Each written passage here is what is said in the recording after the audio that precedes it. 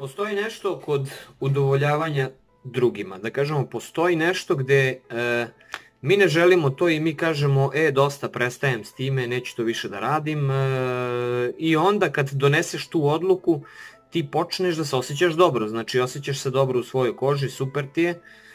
Međutim, kako vreme prolazi, postepeno zaboravljaš tu odlučnost i strajnost te odluke i onda ta odluka slabi, a ti postepeno i polako ponovo ulaziš u neke ajde dobro, ajde nema veze, ajde ovo, ajde ono, i onda kako vreme prolazi, na taj način ti počinješ da gubiš sebe. Znači, tada kada skontaš da ti nije dobro, da ti je nešto, znači da si negde nagazio sebe, da si pustio da drugi negde upravljaju, da drugi ti govore, da ti drugi kažu, i onda jednostavno ne možeš da se osjećaš dobro.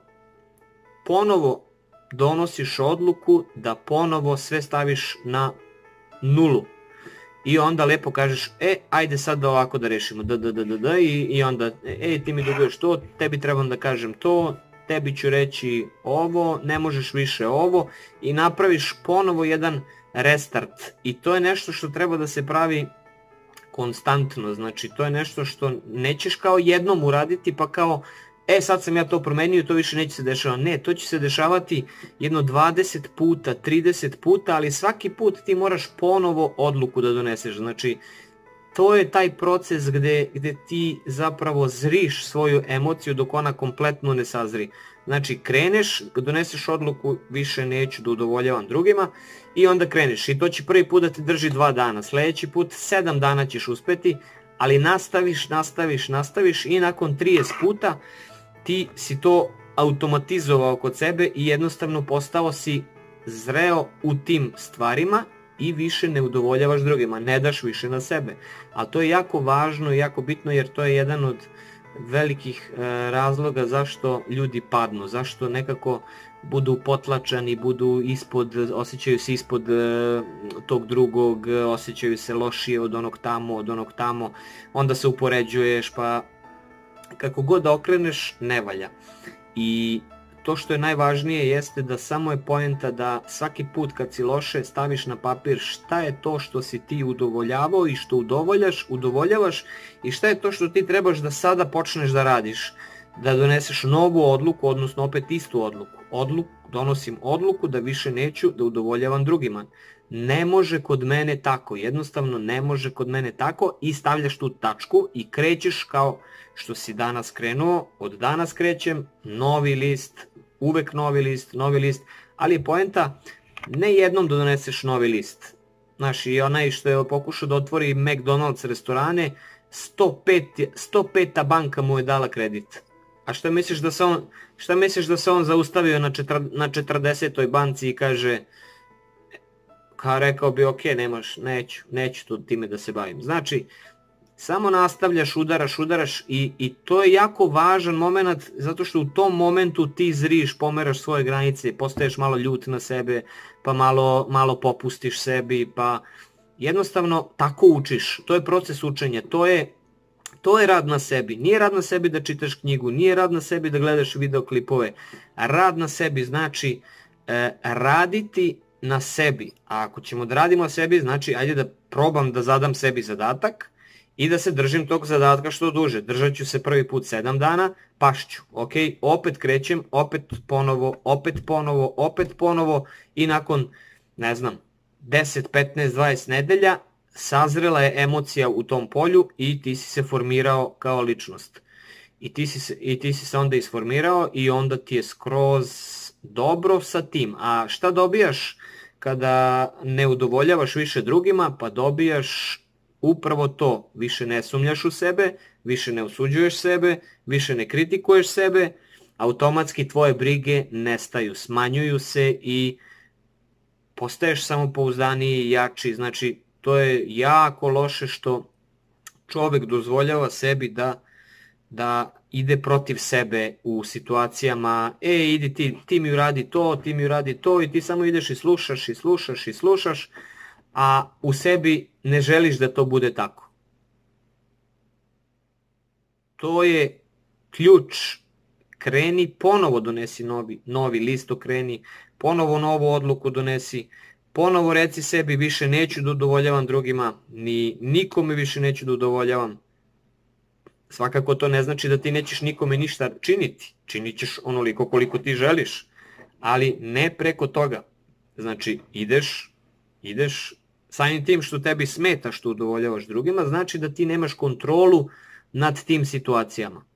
Pošto nemaš kontrolu, ajde ponovo stavi kontrolu. Znači ponovo je ubaci, ponovo donesi odluku, ponovo od sutra kraj.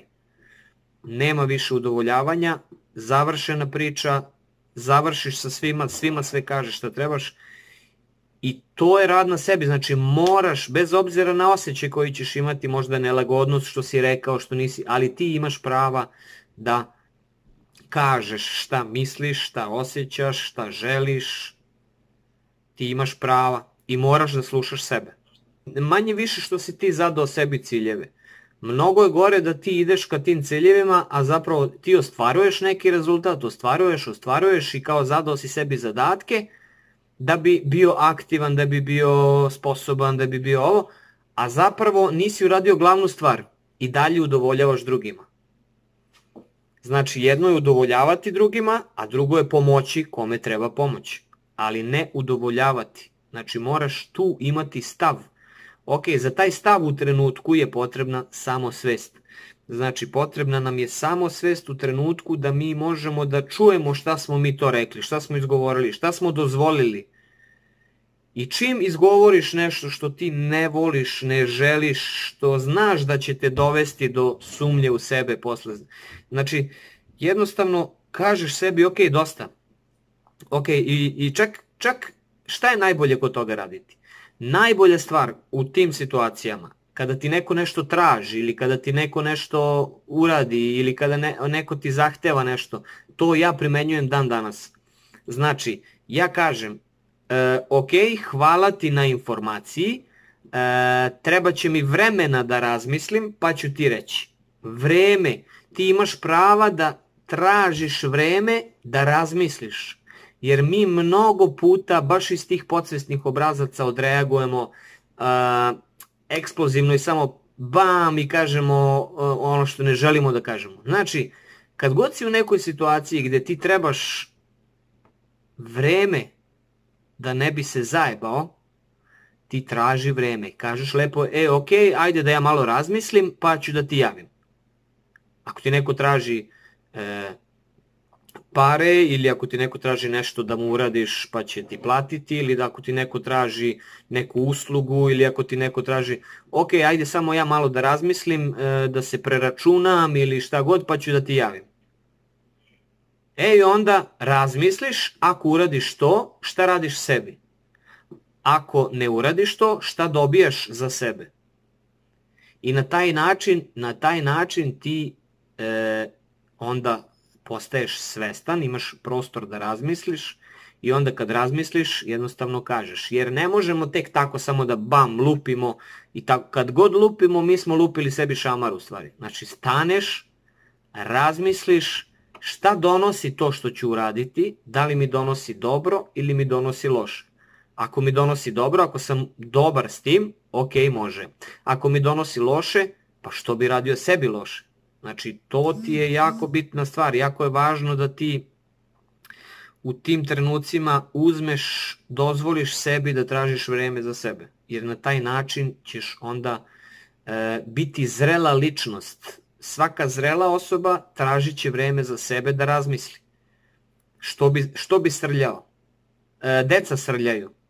Samopouzdanje se stvara tako što ti stvaraš u svojoj glavi barijere.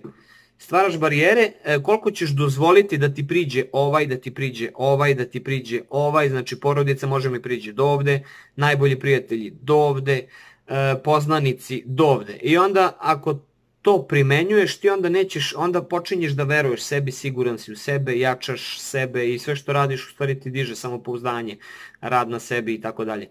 Ukoliko poznanik dođe i pita te, jel možeš ti da meni pozajmiš pare, treba mi, ti kažeš može, ti si u stvari, umjesto da si mu stavio ovde barijeru, on ti u stvari ko porodica. I ti zajebeš sebe. ne smeš da radiš te stvari i donesi odluku danas da više nećeš zajebavati sebe. U tom smislu više ne udovoljavam drugima, mislim na sebe, brinem o sebi. Znači to ti je ključ. Ukoliko ti je nelagodno što braniš sebe, brani se bez obzira na nelagodnost, prestaće nelagodnost.